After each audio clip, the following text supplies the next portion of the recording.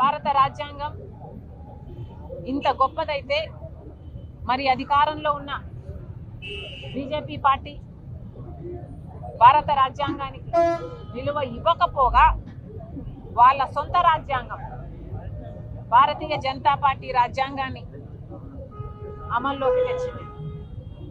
భారత రాజ్యాంగం ఒకవైపు ప్రాథమిక హక్కుల కోసం ఎన్నో సూత్రాలను దీంట్లో చేరిస్తే బీజేపీ నాయకత్వంలో ప్రాథమిక హక్కులకి అసలు విలువే లేదు.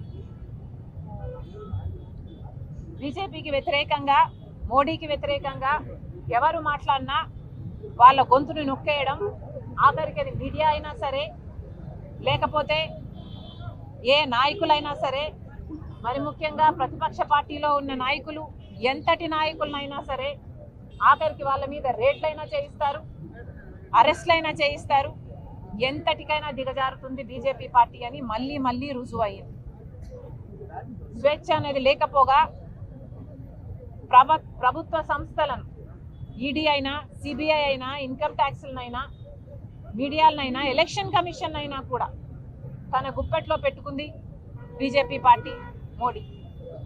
మరి దీన్ని రాజ్యాంగం, భారత రాజ్యాంగం అంటారా లేకపోతే బీజేపీ పార్టీ రాజ్యాంగం అనాలా? అలాగే భారత రాజ్యాంగం ఫెడరలిజం అని చెప్తుంటే భారత రాజ్యాంగానికి విలువ ఇవ్వకుండా బీజేపీ రాజ్యాంగంలో మాత్రం సెంట్రలైజేషన్ ఆఫ్ పవర్, మొత్తం పవర్ మోడీ గారి చేతుల్లోనే ఉండాలి. చిన్న చిన్న రాష్ట్రాలు అన్నీ కలిపి ఒక మహా దేశమని భారత రాజ్యాంగం చెప్తుంటే చిన్న చిన్న రాష్ట్రాలకు, మరి ముఖ్యంగా వాళ్ళ పార్టీ అధికారంలో లేని రాష్ట్రాలకు బీజేపీ పార్టీ చాలా అన్యాయం చేస్తుంది. మరి ముఖ్యంగా ఆంధ్ర రాష్ట్రానికి అసలు రాష్ట్రాలకు హక్కులే లేనట్టు ఆంధ్ర రాష్ట్రానికి ప్రత్యేక హోదా హక్కు అయినప్పటికీ కూడా 10 సంవత్సరాల క్రితం ప్రత్యేక హోదా ఇస్తామన్న మోడీ గారు 10 సంవత్సరాల నుంచి వెన్నుపోటు పొడుస్తూనే ఉన్నారు. ఒక ప్రత్యేక హోదానే కాదు, విభజన హామీలో ఏ ఒక్క హామీ కూడా నిలబెట్టుకోలేదు మోడీ గారు. అంటే దానికి కారణం వాళ్ళు అనుసరిస్తున్న భారతీయ జనతా పార్టీ రాజ్యాంగమే. ఎందుకంటే వాళ్ళకు ఈ రాజ్యాంగం పట్ల గౌరవం లేదు కాబట్టి. లౌకికవాదం అని భారత రాజ్యాంగం చెప్తుంటే, సెక్యులరిజం అని భారత రాజ్యాంగం చెప్తుంటే మోడీ గారికి అది అర్థమే కాలేదు. బీజేపీ పార్టీ, ఆర్ఎస్ఎస్కి ఇది ఎప్పుడూ అర్థం కాలేదు. ఒక మతాన్ని అవమానించాలి, ఇంకో మతాన్ని రెచ్చగొట్టాలి, మతం పేరుతో చిచ్చు పెట్టాలి, ఆ మంటలో వీళ్ళు చలిగార్చుకోవాలి. ఇదే చేస్తుంది బీజేపీ పార్టీ. ఇదే మోడీ గారికైనా, ఆర్ఎస్ఎస్కైనా, బీజేపీకైనా అర్థమైన భారతీయ జనతా పార్టీ రాజ్యాంగం. ఉత్తరప్రదేశ్లో అయితేనేమి, ఒక గుజరాత్లో అయితేనేమి, లేక మణిపూర్లో అయితేనేమి మైనారిటీలకు అసలు స్వేచ్ఛే లేదు. ఇంతమందిని ఊచకోత చేశారు అంటే దానికి కారణం లౌకికవాదమే ఉండకూడదు అని మోడీ గారు, ఆర్ఎస్ఎస్ చేస్తున్న కుట్ర, వాళ్ళు చేస్తున్న, అమలు పరుస్తున్న భారతీయ జనతా పార్టీ రాజ్యాంగం. సమానత్వం అని భారత రాజ్యాంగం చెప్తుంటే అసలు మామూలు ప్రజలు గురించి ఆలోచనే చేయని పార్టీ బీజేపీ పార్టీ, మోడీ అయినా వాళ్ళు అనుసరిస్తున్నది సమానత్వాన్ని కాదు, కొంతమంది చేతుల్లోనే మొత్తం డబ్బంతా ఉండాలి, వాళ్లకు చెందిన వ్యాపారస్తుల చేతుల్లోనే అన్ని వ్యాపారాలు ఉండాలి. అదాని వాళ్ళ మనిషి కాబట్టి వాళ్ళు అదానిని 10 సంవత్సరాలలోనే ఆకాశానికి ఎత్తేయచ్చు. అదాని ఏ తప్పులు చేసినా ఒక్క ఎంక్వైరీ కూడా ఉండదు, ఏ అరెస్టులు ఉండవు.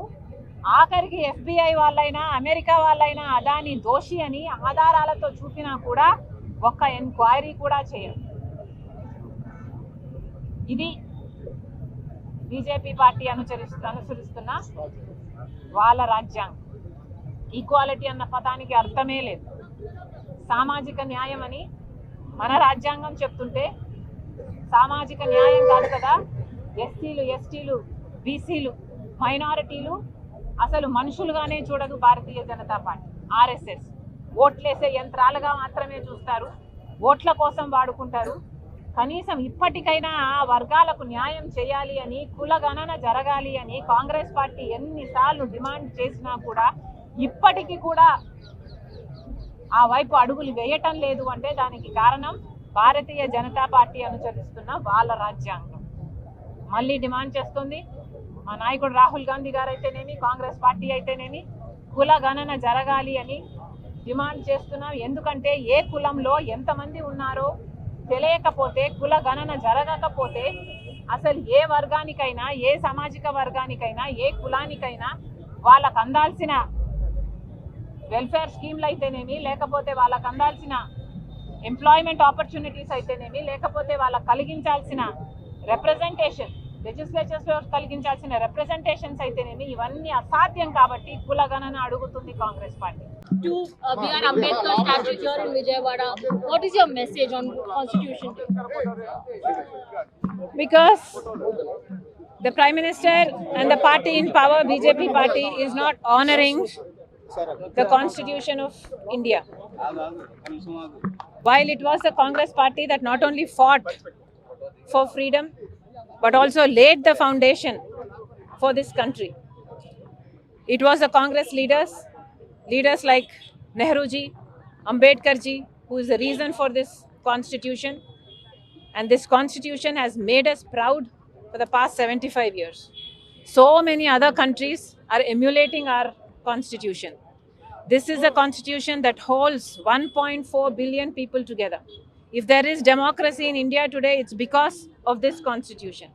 But Mr. Modi and the BJP are not following this constitution, but their own constitution, which is the BJP constitution. While our constitution is advocating rights for the people, Modi does not allow even freedom of speech.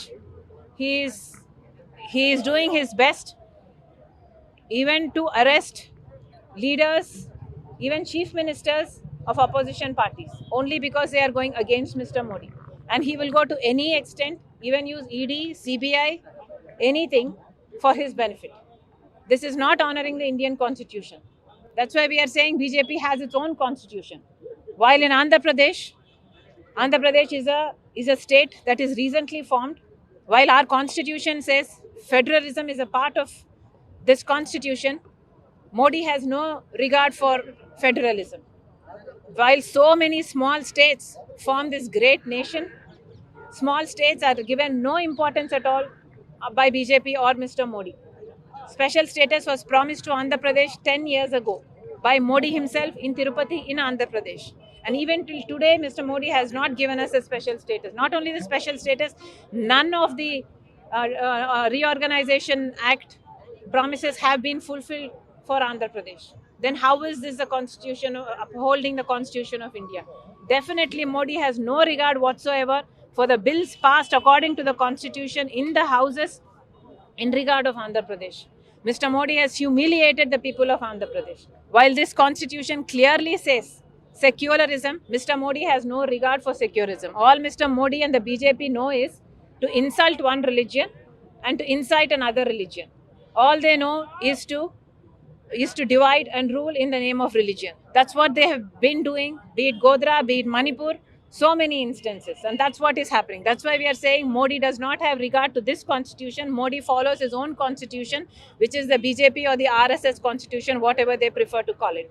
Also, this constitution gives us equality, gives us so many rights. But Modi does not believe in that. Modi believes in capitalism. Modi believes in promoting his own people.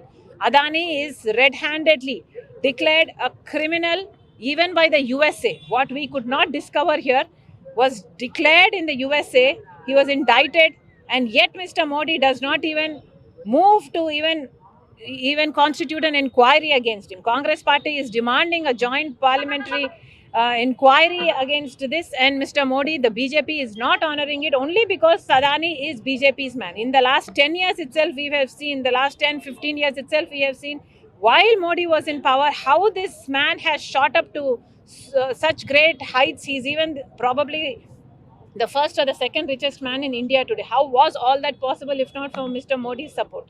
This is not right. This is not the Indian constitution that's being followed by the central government, the BJP and Mr. Modi. While this constitution advocates for social justice, while Congress party is demanding for a caste census, Mr. Modi has no regard at all.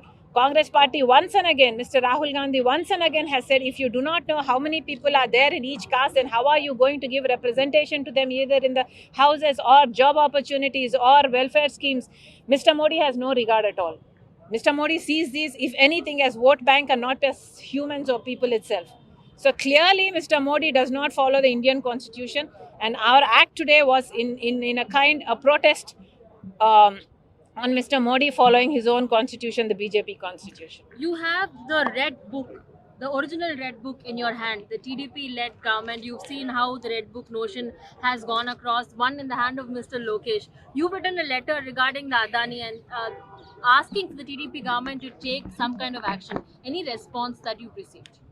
This red book only reminds me of one thing. It reminds me of Mr. Rahul Gandhi holding the red book like this and saying he is going to go to any lengths to protect the Constitution of India. Even if it means to sacrifice his life, he is willing to do it for the Constitution. That's the only thing that I am reminded of this red book. But yes, the red book that you are referring to is the red book that Mr. Lokesh, Mr. Chandrababu Naidu's party, upheld and said that they are going to come against all the crime in Andhra Pradesh.